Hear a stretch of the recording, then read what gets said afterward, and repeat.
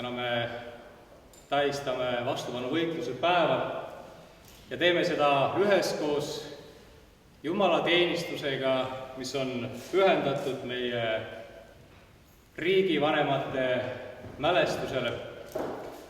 Me kanname neid palves Jumala ette, kes on elu ja surma issand, ja mõtleme üheskoos ka sellele panusele, mida meie eelkäinud põlved on andnud, et meie võiksime täna olla need, kes me oleme, vabal maal, vaba rahvana. Tänasel jumalateenistusel teenib meid Eesti Evangeelse Luterliku Kiriku peapiiskop Urmas Viilma. Kaasa teenivad veel Konstantin Pätsi muuseumi esimees Trivimi Lelliste, Rakvere linnapea Mihkel Juhkami, orelil Liivia Hüübner ja oreli Rõdul. Muusika osas teenib kaasa veel meesansambel Sõbrad Anneli Riimi juhendamisel. Me alustame seda jumalateenistust vabariigi hümniga.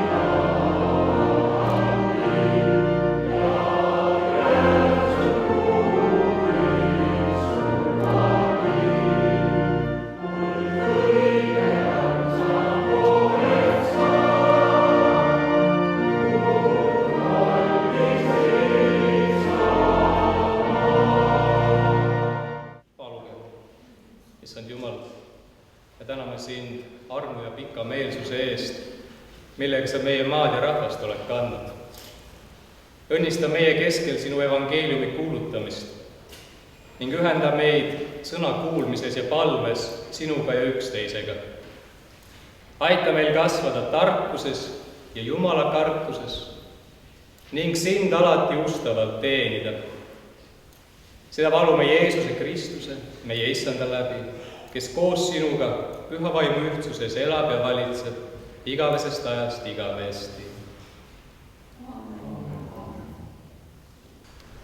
Jeesus ütleb, õndsad on need, kes on vaimus vaesed, sest nende päralt on taevariik. Õndsad on kurvad, sest neid lohutatakse. Õndsad on tasased, sest nemad pärivad maa. Õndsad on need, kellel on nälg ja janu õiguse järele, sest nemad saavad küllaga. Õndsad on halastajad, sest nende peale halastatakse. Õndsad on puhtad südamelt, sest nemad näevad Jumalat. Õndsad on rahutegijad, sest neid hüütakse Jumala lasteks. Õndsad on need, keda õiguse pärast taga kiusatakse, sest nende päralt on taevariik.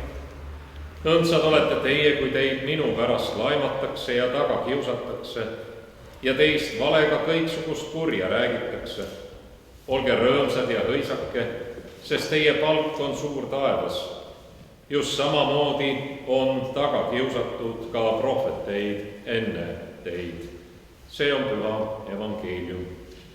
Kiitus olgu sulle, oh Kristus. Aamen. Ja võime võtta istet.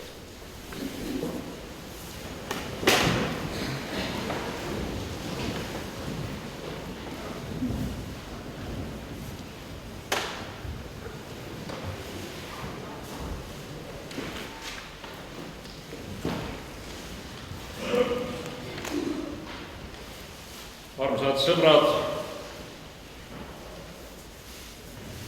täna on 10. kord, kui vastupanuvõitluse päeva tähistatakse kirikus riigipeade mälestusteenistusega ja nende mälestuseks ka küünlaid süüdates 10 korda, kuigi aastaid pärast iseseisvuse taastamist on olnud juba 25. Sel aastal tähistame me vastupanuvõitluse päeva kõigest mõned päevad enne seda, kui Tallinnas Estonia teatris koguneb valijameeste kogu selleks, et valida järgmine riigipea. Iseseisvuse taastamise järgne 4. Eesti Vabariigi president.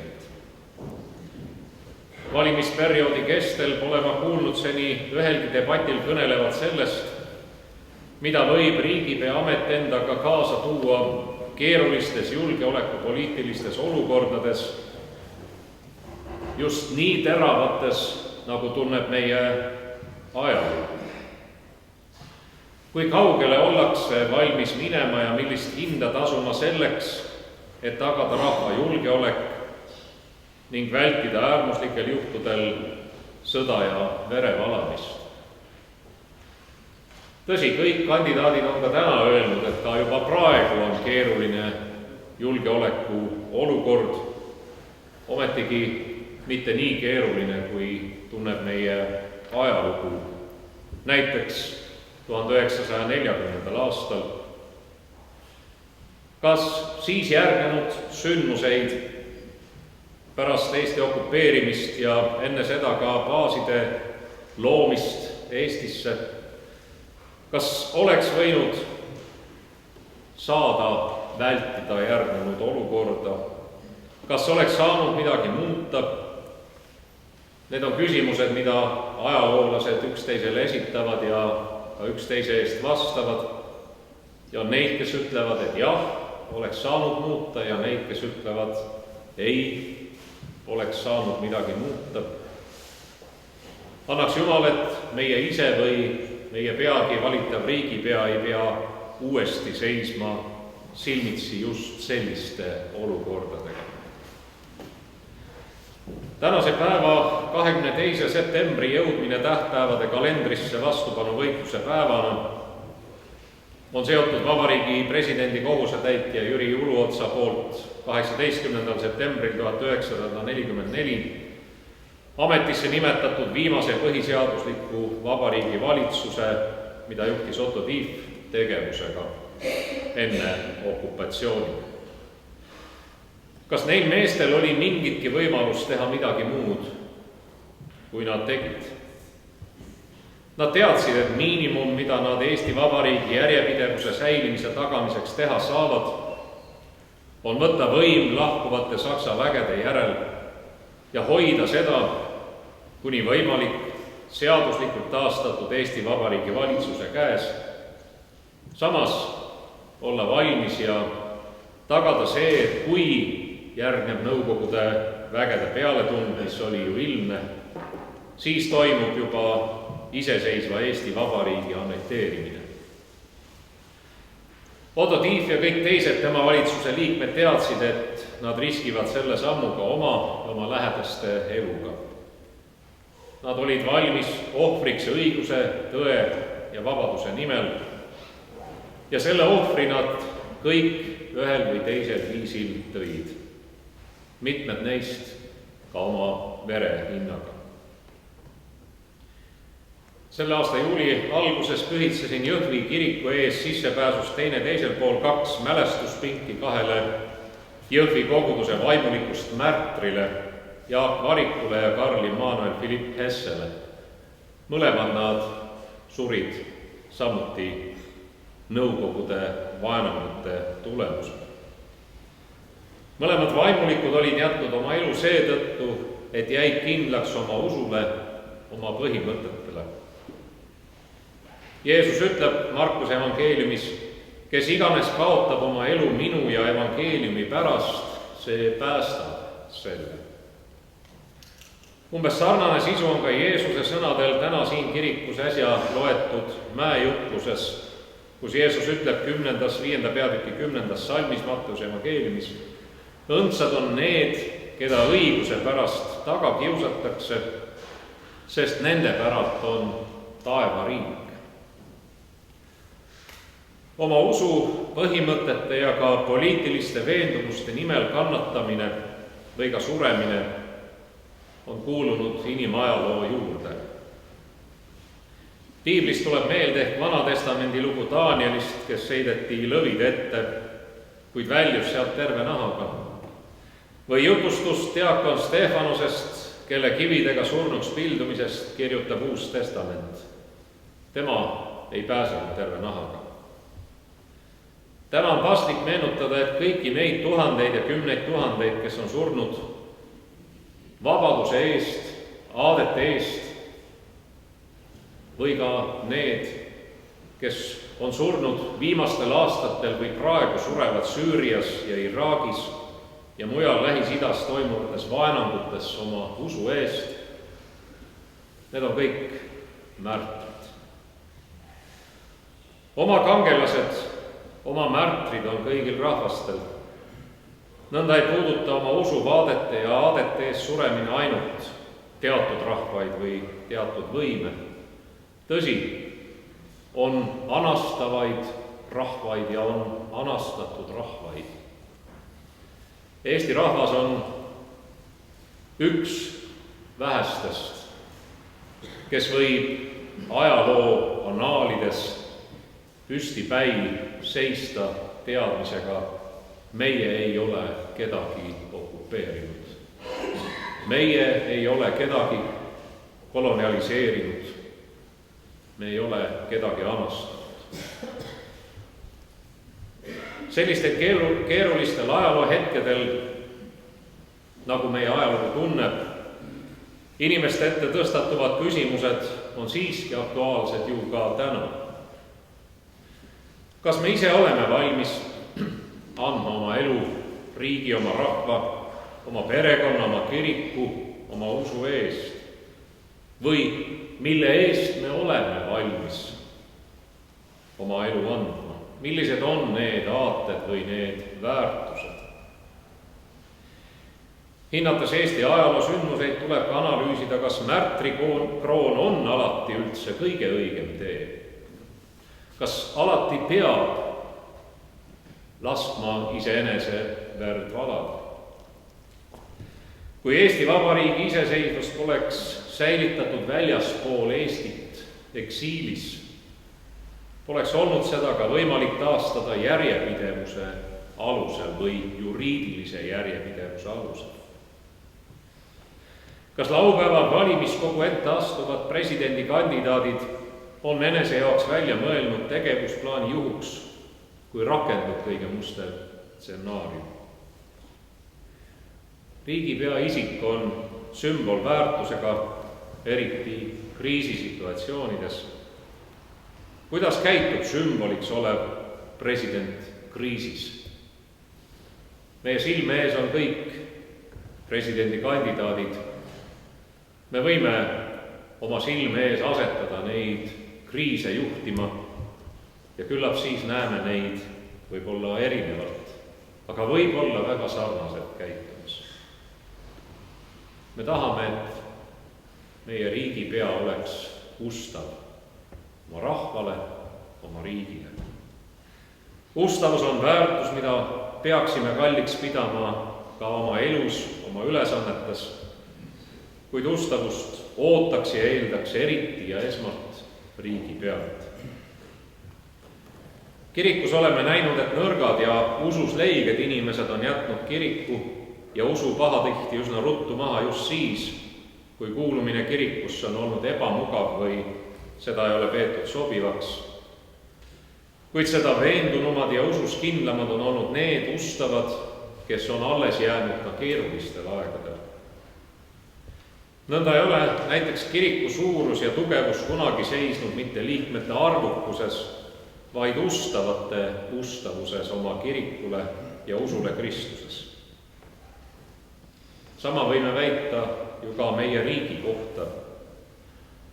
Ajal, mil sakslased taganesid ja Vene väed tungisid peale ning Otto Tiefi valitsus pidas oma istungi kaugel pealinnast Läänemaal, ei sõltunud Eesti Vabariigi iseseisvuse säilimine mitte ainult suurest sõjaväest, vaid tegelikult käputäiest ohvrimeelsetest ja aatelistest meestest, kes olid valmis oma eluga riskides langetama sel hetkel kõige õigemaid otsuseid. Mõeldes veel kord Jeesuse sõnadele mäejutluses, õndsad on need, keda õiguse pärast taga kiusatakse, sest nende päralt on taevariik. Veendun, et õnnistus võib seisneda ka kannatustes, õnnistus peitub ka katsumustes, õnnistus on isegi märtrisurmas. Just selline oli ka ju Jeesuse esimeste jüngrite saatus, kellest vaid Johannes suri loomulikku surma. Algkristlaste valatud märtriveri ja nende vankumatu usk oli seeme, mis kasvatas kirikut. Sarnast mõju avaldas ka Eesti rahva meelsusele ja iseseisvususule teadmine, et tegelikult on Eesti Vabariik alles.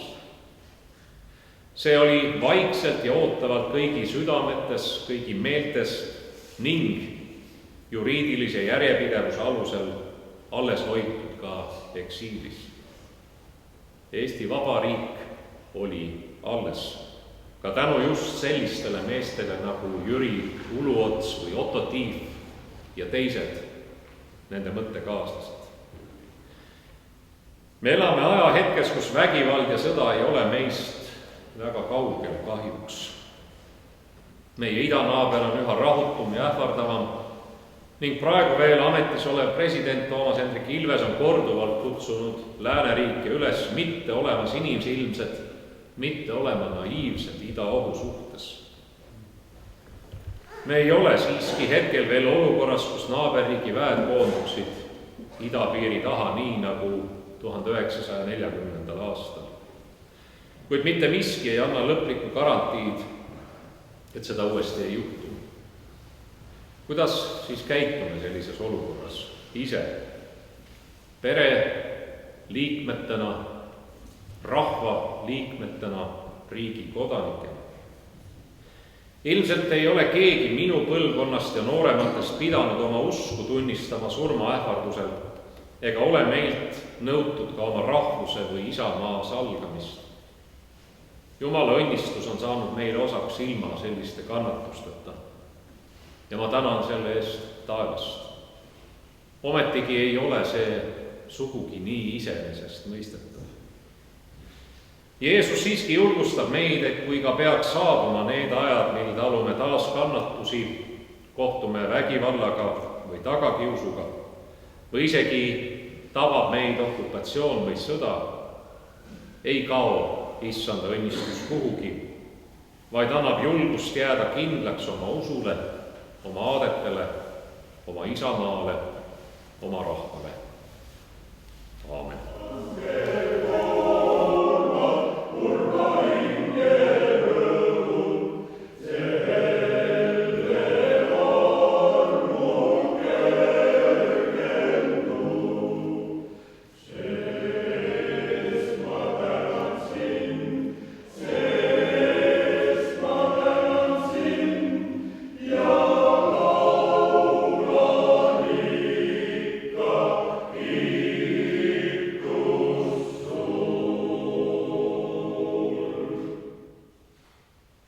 Nagu juba öeldud, oleme me siin ka selleks, et mälestada Eesti riigipäid ja tahame süüdata siin kirikus 16 küünalt meie riigijuhtide mälestuseks ja küünlad süütab iga nime ettelugemise ajal Rakvere linnapea Mihkel Juhkami.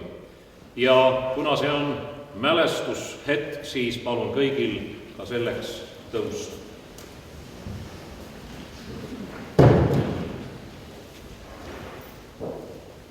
Ja me mälestame Eesti Vabariigi riigipäid. Konstantin Päts,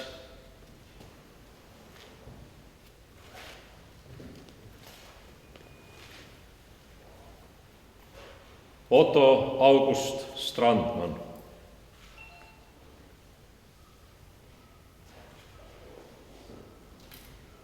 Jaan Tõnisson,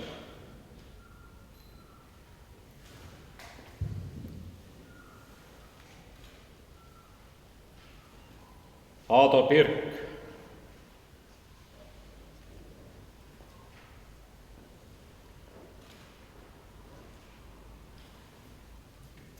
Ants Piip,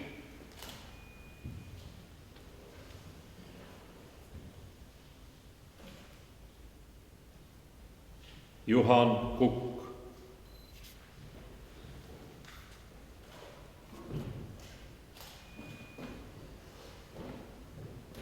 Friedrich Karl Aakel,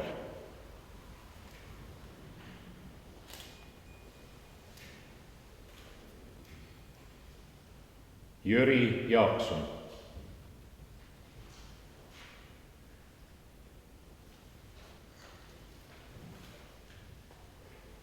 Jaan Teemant,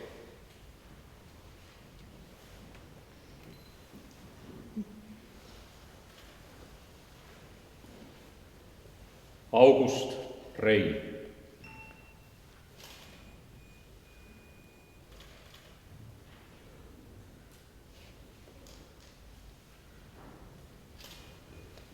Kaarel Eenpalu,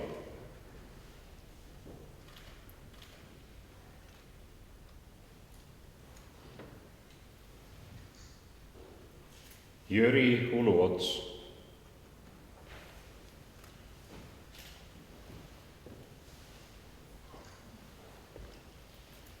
Aleksander Varma,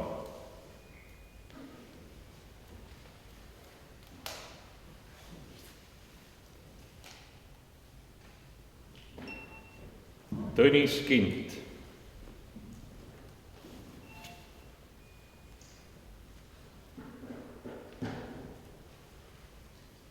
Heinrich Mark,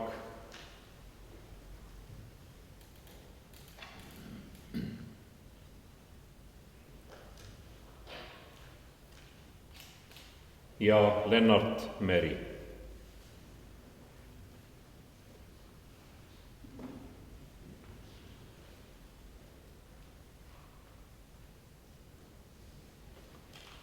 Ja me laulame kõik üheskoos mälestuslaulu oma laululehtedelt Requiem aeternam dona eis Domine ehk igavene rahu anna meile, Issand, sa.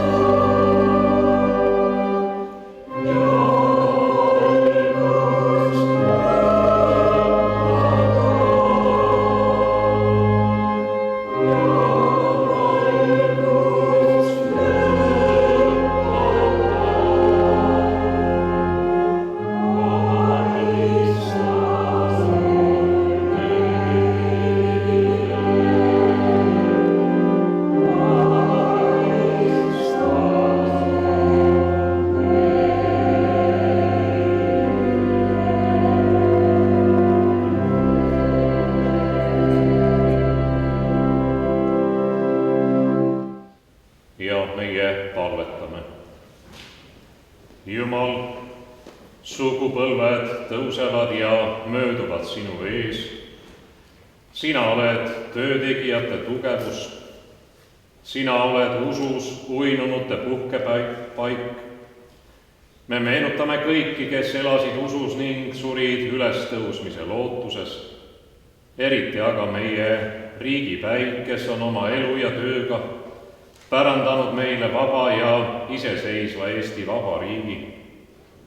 Aita meidki, et sinu poega järgides käime teel, mis viib igavesse ellu sinu juures. Kuule meid oma poja Jeesuse Kristuse pärast. Aamen. Austatud härra peapiiskop, härra praost,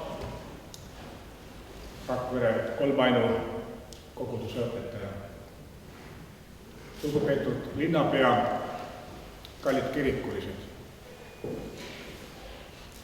Oleme täna süüdanud siin Virumaa südames 16 küünalt.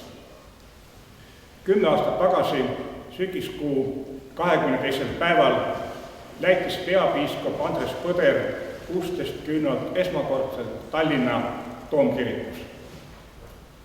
Ja seejärel on ta koos abilistega läitnud 16 küünalt Tallinna Pühavaimu kirikus, Tartu Jaani kirikus, Narva Aleksandri kirikus, Pärnu Elisabethi kirikus, Viljandi Jaani kirikus. 3 aastat tagasi süütas peapiiskop Põder 16 küünalt Kuressaare Laurentiuse kirikus ja Tunamullu Haapsalu Toomkirikus. Eelmise aasta vastupanuvõitluse päeval, täpselt aasta tagasi, võttis tähendusrikka teatepulga üle uus peapiiskop Urmas Viilma. Ta läitis 16 küünalt naabermaakonnas Paide Püha Risti kirikus. Ja täna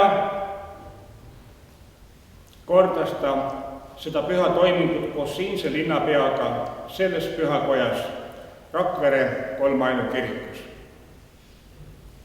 Me oleme ikka küsinud, kas neid küünlaid on vaja igal aastal 22. septembril uuesti süüdata. Ja me oleme ikka vastanud, tõepoolest see on vajalik, sest nende küünalte leegis kumab midagi väga olulist. See on kuma meie ajaloost.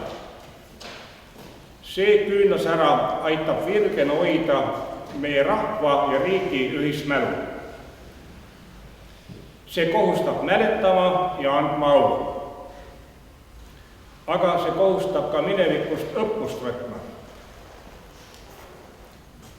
Me alustasime tänast vastupanuvõitluse päeva Tallinna metsakalmistul Otto Tiefi valitsuse kenotaafi juures Otto Tiefi ja Arnold Susi aul, kus kõnelesid justiitsminister Urmas Reinsalu, endine Kaitseväe juhataja viitseadmiral Tarmo Kõuts, samuti korporatsioon Rotaria nimel Georg Kirsberg.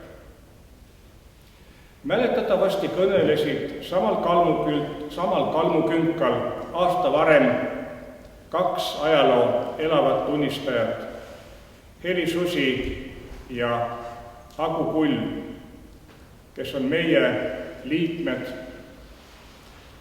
Heli Susi ja Agu Kull olid 72 aastat tagasi üsna noored, aga oma perekondliku päritolu tõttu olid nad ajalookeerises kõige olulisemate sündmuste tunnistajad.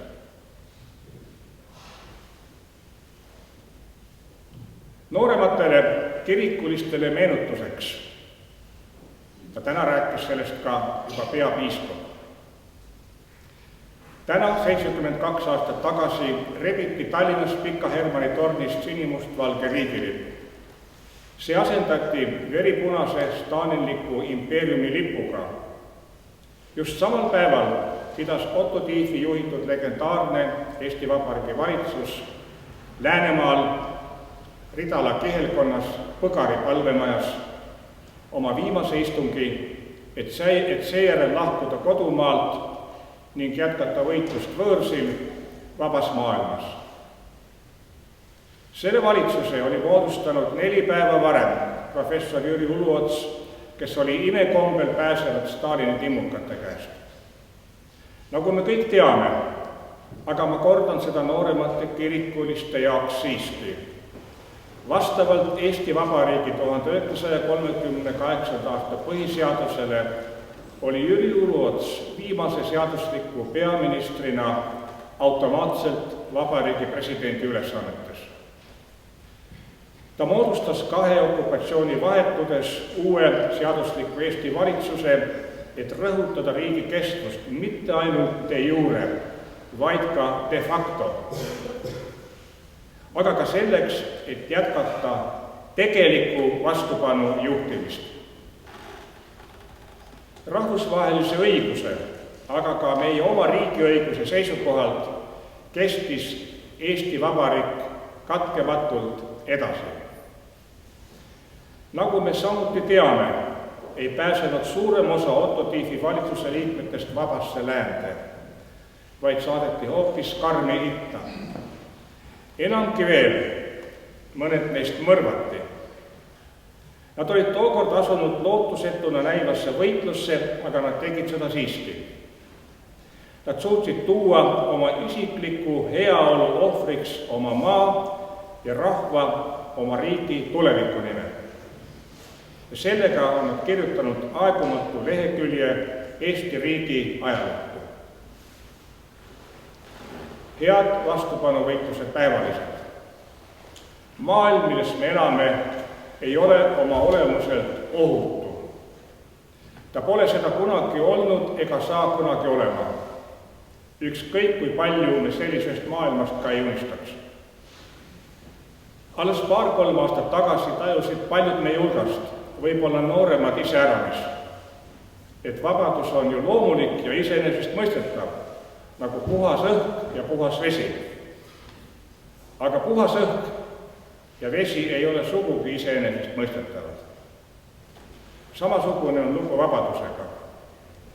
Viimasel ajal oleme siiski hakanud rohkem mõistma, et vabaduse kaitsel tuleb seista, vabaduse nimel tuleb pingutada ja mitte ainult riigi ametkondade, vaid igaühel. Riik saab olla ainult nii tugev, kui tugevad on tema kodanikud. Tajume aina selgemalt, et vanad ohud, sõjalised ohud pole kusagile kadunud. Otse vastupidi, need on kasvanud. Samas on täide läinud meie varasem kartus. Uued 21. sajandile omased ohud lisanduvad ehmatava kiirusega. Euroopa lõunapiir, Vahemeri on muutunud põgenike sillaks. Euroopa on silmitsi väljakutsetega, mida ta pole kogenud paljude sajandite vältel. Looja on hoidnud Maarjamaad. Siin on väga hea elada. Siin on looduse poolest sobivad elutingimused. Siin on piisavalt puhast õhku ja magedat vett. Siin on palju metsa, sood ja raba. Ja palju vaikust. Siin on põldu ja karjamaad. Nõnda oli see ka 7 aastakümmet tagasi, mil Eesti metsavennad leidsid oma kodumaal küllalt turvalisi pelgupaiku. Nõnda oli see ka Virumaal. Kallid kaasteelised, ohud, mis meid ähvardavad, pole kaugeltki ainult välised, tulgu nad siis idast või lõunast. Hoopiski tõsisemad võivad olla meie endi sisemised ohud. Meie ühiskond on liigagi lõhestunud, liigagi kibestunud, liigagi pooldunud. Ühel pool Harjumaa koos aina kasvava riigi pealinnaga, teisel pool peaaegu erandita ülejäänud maakonnad, kelle kohta sageli kasutame väljendit ääremaa. Ja ääremaalt minnakse ära ja mitte ainult Harjumaale, vaid palju-palju kaugemale üle mere. Me kurdame sageli, et meie hällid on tühjavõitu. Tühjadest hällidest ei tõuse eestluse elujõudu. Me arvame sageli, et põhjuseks on raha, liiga vähe raha. Aga see on enesepettus.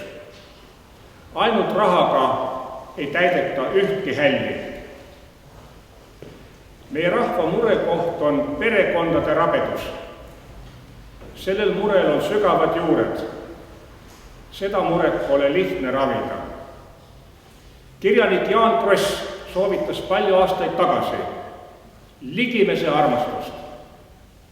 Tema soovitust on sobiv täna siin pühakojas üle korrata. Kust leida rohkem ligimese armastust? Kust leida rohkem armastust? Uus vabadus ja uus kitsikus. Sellele ei osanud me mõelda veerand sajandit tagasi, kui meie suur unistus äkki tõesti täide läks. Meie rahvas ja meie riik saidki tõepoolest jälle vabaks. Mida saaksime praegu paremini teha? Me arvame, et tehnilised leiutised toovad viimaks lahenduse meie muredele.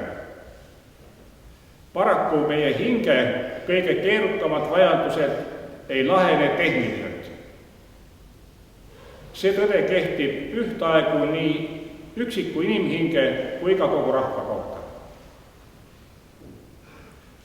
Kui rahva hinges ei ole küllaldaselt ühendavat jõudu, kõike liitvat väge, on see rahvas nagu koorem liivaterasid. Kallid kirikulised, meie riik on vana ja väärikas. Riigi 100. sünnipäevale vastu liikudes tajume aina selgemalt moraalset ja vaimset tänuvõlga selle riigi rajajate ees, kes said omal ajal hakkama uskumatuga, aga ükskord on Eesti riik. On südant soojendav, et Pärnu linn on otsustanud kuulutada välja võistluse kujurite vahel, et saada parim lahendus mälestusmärgile, mis kujutab Eesti riigile alusepanijaid 3 päästekomitee liiget koos iseseisvuse manifesti esmaettelugejaga. Olgu täna siin üle korratud Konstantin Pätsi muuseum, Eesti Muinsuskaitse Selts ja veel 5 seltsi ning ühingut on algatanud mõtte rajada pealinna Toompeale eraldi mälestusmärk Eesti Vabariigi väljakuulutajale ja esimesele valitsusjuhile Konstantin Pätsile. Ta oli ajutise valitsuse juht ja sõjaminister kõige raskemal ajal vabadussõja alguses. Oleme selleks käivitanud üldrahvaliku korjanduse. Head kokku tulnud. Tänavune vastupanuvõitluse päev, nagu härra peapiiskop äsja meenutas, on langenud üsna lähestikku uue Eesti riigipea valimisega. Uus riigipea on kõigi eelmiste, ka nende, kelle auks siin põlevad küünlad, nende vaimne ja moraalne mantlipärija. Soovigem talle edu tema vastutusrikka koorma kandmisel Eesti tulevikku. Jätkugu tal jõudu oma rahva liitmisel tugevaks ja elujõuliseks. Pühitsegem üheskoos temaga väärikalt meie riigi peatset suurjuubelit. Ja lõpetuseks, head kirikulised, palun lubage mul südamlikult tänada kõiki, kes kogu hingega aitasid kaasa tänase vastupanuvõitluse päeva heale kordaminekule. Ennekõike suur tänu peapiiskopile, kes jätkab oma eelkäija pühendumust. Suur tänu praostile, Rakvere kolmainukoguduse õpetajale tänase väärika talituse eest. Suur tänu organistile ja lauljatele kauni hingestatud elamuse eest. Ma tahan Konstantin Pätsi muuseumi nimel veel kord tänada kõiki neid, kes olid meiega täna hommikul Tallinna metsakalmistul avaldamas austust Otto Tiefi valitsusele ja selle sangarlikule vastupanule. Tänan kõiki, kes asetasid küünlaid ja lilli. Me täname lahkeid Virumaa ja Rakvere võõrustajad eesotsas linnapeaga. Ja kõige viimaks, kallis rahvas, aitäh, et võtsite vaevaks tulla siia väärikasse kolmainu kirikusse, andmaks au meie kadunud suurmeestele. Õnnistusrikast vastupanuvõitluse päeva jätku meile kõigile, päikeseküllast sügise algust. Põlegu igal aastal sügiskuu 22. päeval vähemalt ühes Eesti pühakojas 16 küünalt. Suur tänu!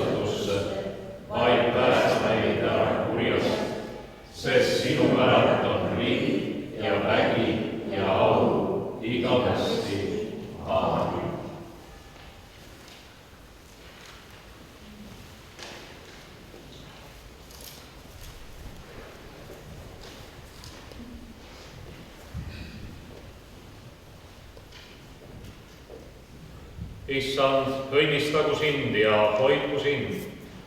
Issand, lasku oma pale paista sinu peale ja olgu sulle armuline. Issand, tõstku oma pale sinu üle ja andku sulle oma rahu. Jumala Isa, Poja ja Püha Vaimu nimel. Aamen.